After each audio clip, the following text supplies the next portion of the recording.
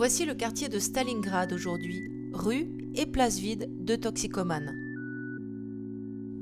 Voici ce à quoi il ressemblait encore il y a quelques jours. Mais la police a fait place nette après des mois de tension entre les habitants et les consommateurs de crack.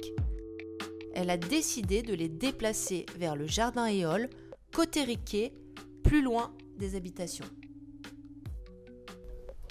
Le fait de concentrer les toxicomanes au jardin Éole, qu'est-ce que vous en pensez? Il y a plusieurs villes qui ont déjà tenté l'expérience de concentrer les usagers dans des parcs ou dans des quartiers. Je pense à Skid Row à Los Angeles ou au parc Splitz en Suisse à Zurich dans les années 80. À court terme, ça peut résoudre certains problèmes de sécurité publique, mais à moyen terme, on sait que c'est très générateur de violence et de difficultés pour les usagers de drogue.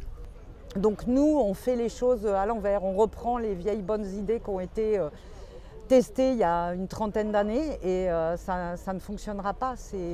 On va concentrer des gens qui sont malades de leur dépendance, qui sont souvent dans des comportements très difficiles, ils ne savent pas où se poser, ils ne dorment pas, donc ça aggrave la violence, les conflits, et on va tous les parquer là.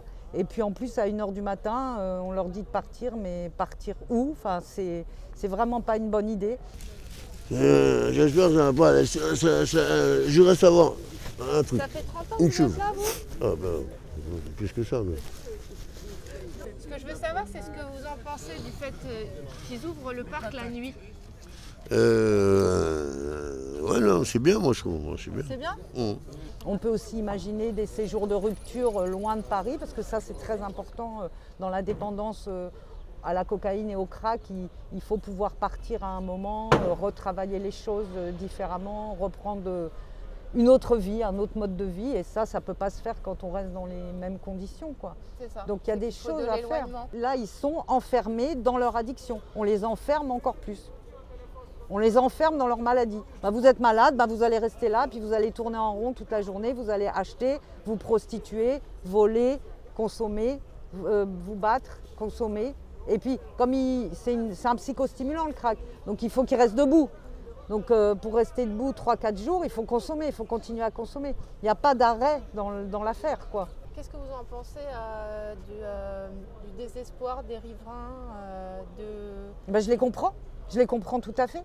Mais les riverains vivent un enfer. Enfin, je trouve que ce qu'on leur propose, c'est rien, c'est déplacer les gens d'un quartier à un autre. Donc après, effectivement, ça donne une respiration dans un quartier, mais c'est d'autres riverains qui trinquent.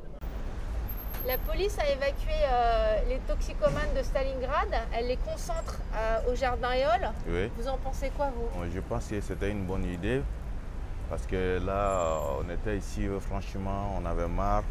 Trop de bordel partout, ils puissent partout, ça pue. Même les voisins en haut, franchement, et tous, ils ont soulagé maintenant. Parce que quand tu habites au premier étage, tu ne peux pas dormir à cause du bruit, tu vois. Là, toute l'entrée, là, tout le parterre, c'est dégoûtant. On retrouve parfois des canapés, on a retrouvé une fois une table avec 2 chaises. Là, c'est depuis, je vous dis qu'ils ont mis les policiers, c'est nickel, voilà.